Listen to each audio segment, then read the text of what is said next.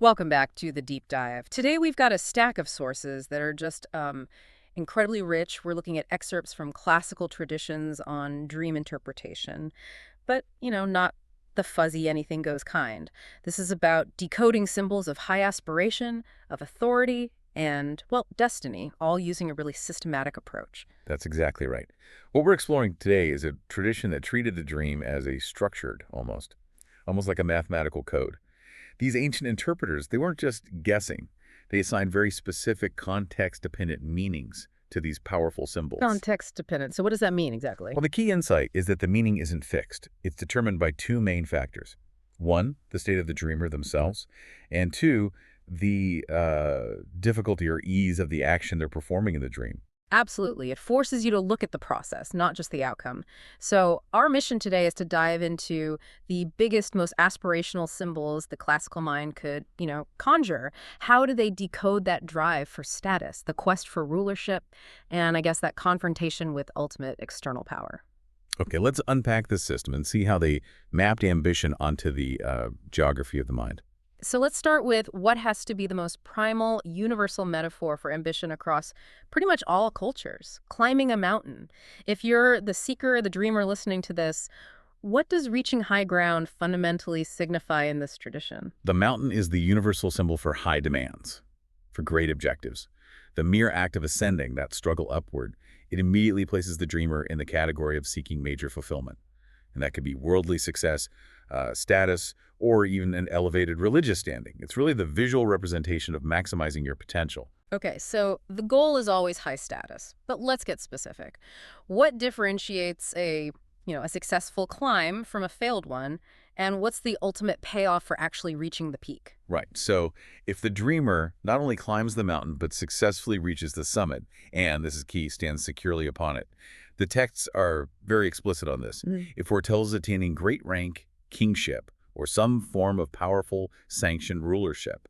The term they use for this is a wilaya. Wait, let's pause right there on Walea. For our listener who might be prepping for a meeting or just trying to quickly catch up, what is the scope of that term? Is it just like political kingship?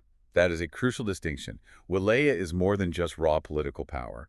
It carries the weight of authority, of jurisdiction, and often divinely sanctioned leadership or governance. So it's a bigger concept. It's much bigger. Proportional to the size of the mountain, the dreamer is achieving the highest possible station within their context. So that could be a sultan, a powerful governor, or even a highly influential spiritual guide whose word just carries immense weight. The scale of the achievement is strictly proportional to the height of the summit you conquer. That makes the mountain not just a symbol of ambition, but almost a measure of your destined potential. But here's where the sources get, I think, truly psychologically acute. The difference between a clean, easy climb and a brutal, difficult one. This is the core nuance of the entire system. It's so important. If the ascent is easy, swift, and the dreamer experiences no fatigue, no distress, then the desired goal, that high rank or rulership, it will be achieved easily without any significant, political friction, personal sacrifice, or delay. And conversely, if it's a terrifying scramble up the side of a cliff. If the ascent is fraught with difficulty, distress, or hardship, the high status will still be achieved. The texts are clear on that. But the reward is, it's bittersweet. It will be accompanied by sorrow, by extreme struggle, intense opposition, or just monumental effort. The source material is essentially telling the dreamer, look, you will win, but you are going to pay a very steep price. If I'm hearing this right, the ancient interpreter wasn't just predicting success, they were diagnosing the emotional and physical cost of that success, based entirely on the dreamer's inner experience of the climb. That is phenomenal piece of psychological insight that links your inner struggle to your external reality. Exactly. Yeah. The dream is quantifying the required sacrifice. And the mountain isn't always purely political either. We see a highly specific exception, climbing Mount Sinai. Oh, interesting. Why that one in particular? Well, because of its historical and religious context, climbing Sinai distinctly symbolizes attaining knowledge and wisdom. It sort of separates the purely intellectual and spiritual pursuit of elevation from the purely political one. And what if you're already on the mountain in the dream? You're not climbing, but you're praying or something. Right. If the dreamer is seen worshiping, so prostrating or praying on that high ground, the forecast is very strong. It foretells gaining a powerful, unyielding protector or ally in their life, The mountain provides the stage, you could say, for securing a reliable and strong alliance in their worldly affairs. That gives us a pretty comprehensive rule book for personal effort for the pursuit of high goals. But, Mhm. ambition doesn't exist in a vacuum. So let's pivot from the individual climb to the external power structures, the things that dictate our destiny. If we connect this to the bigger picture, how are concepts like absolute authority, fate, and all those unpredictable forces of life represented? So the primary figure of external uncontrollable authority in these texts is the sultan, the king, the ruler. Philosophically, the sultan represents the dreamer's ultimate fate, their livelihood, and the overarching framework of authority in their life. So, your relationship with the Sultan in the dream is a direct proxy for your life's fortune under this state. Is that it? Precisely. The interpretation is highly transactional. If you receive favor or something good from the sultan, say a gift, a kind word, it's interpreted as immediate favorable fortune, security, well-being. But on the other hand, encountering sultan's wrath, seeing him angry or being struck by him, that signifies impending oppression, loss, or personal turmoil brought about by that authority structure. It sounds intensely fatalistic. I mean, is there any room for agency here? Or is the dream just telling you what these powerful external forces are about to do to you? It's not entirely fatalistic, but it is a major warning system. The dream is less about what you do and more about the nature of the world you inhabit. And this brings us to the next massive symbol, which is often equated directly with the sultan, Which is the sea. the sea. The ultimate force of nature, vast, powerful, completely indifferent to us. Why the equivalence between a king and an ocean? Well, the sea is equated with the sultan because of its immense uncontrollable power, right? Its capacity to grant vast wealth through trade and its ability to just utterly destroy in a storm. But it's also frequently equated with the dunya. Could you elaborate on Dunya? What exactly does that term encompass? Dunya literally means the world or this life, but philosophically it represents the temporal mortal realm. It's the arena of material existence, of temptation, of shifting fortune. It's vast, it's often treacherous, and it's where your piety and your fortune are constantly tested. Just like the sea, the dunya can be calm and yield wealth, or can be stormy and demand sacrifice. That makes perfect sense. So the nature of the world, the Dunya, is reflected by the state of the water. What determines whether the sea is a blessing or a warning? Its stability and its clarity. A calm, clear, or stable sea indicates a stable livelihood, security, and wealth for the dreamer. The world is, benevolent and predictable. But if the sea is troubled, stormy, or worse, muddy and turbid, it signifies immediate tribulation, intense fear, or dealing with a difficult or tyrannical ruler. The source material often connects a turbulent sea to, like, public anxiety, disorder, or widespread affliction under a difficult government. So if the world and its rulers are inherently volatile, where does one find safety in this system? Is there an escape? That's where the concept of salvation enters, and it's symbolized by the ship.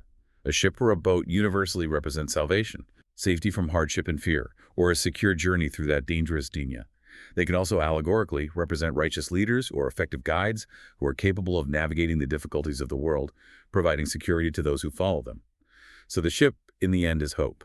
That's a powerful framework for mapping these large aspirations and external threats.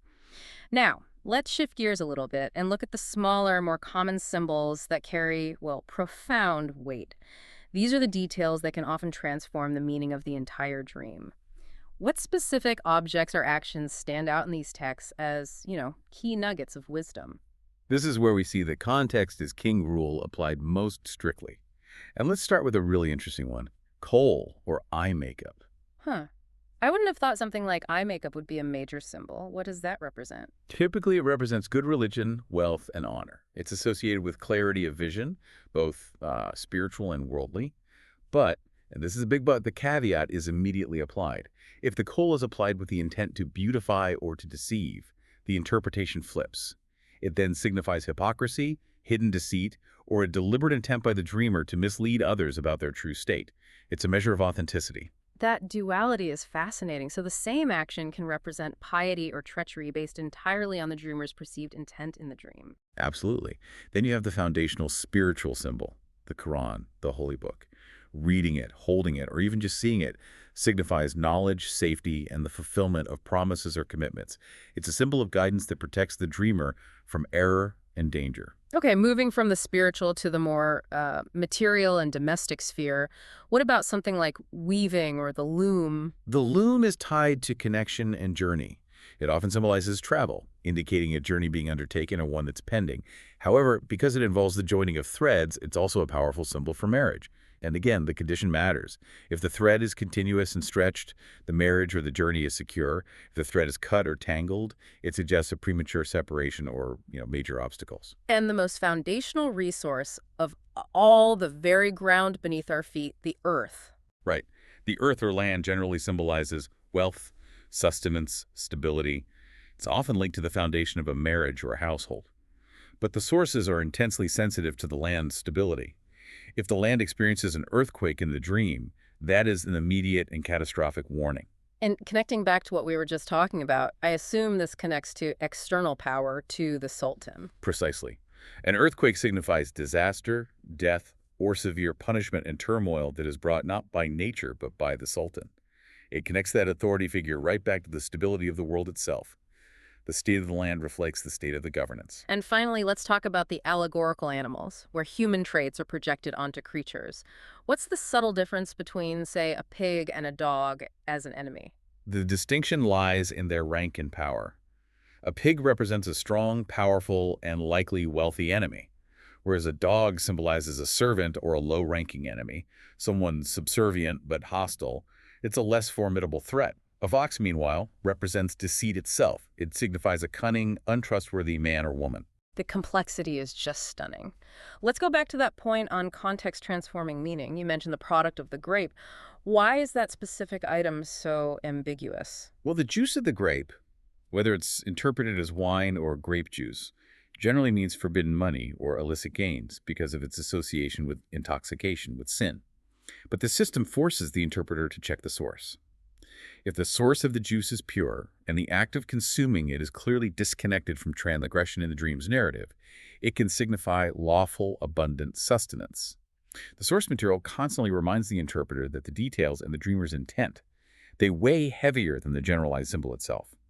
So if you summarize the core takeaway from this classical, rigorous approach, it's that the interpretation of a dream really serves as a comprehensive risk assessment. It reflects the dreamer's inner state, which is measured by the effort required, like the difficulty in climbing that mountain, and their relationship with external powerful realities, which are embodied by the nature of the Sultan or the sea. It's truly a roadmap for personal ambition. What really stands out to me is the incredible rigor and, I guess, the intellectual honesty of the system. It never promises a shortcut. That simple act of climbing is never just climbing.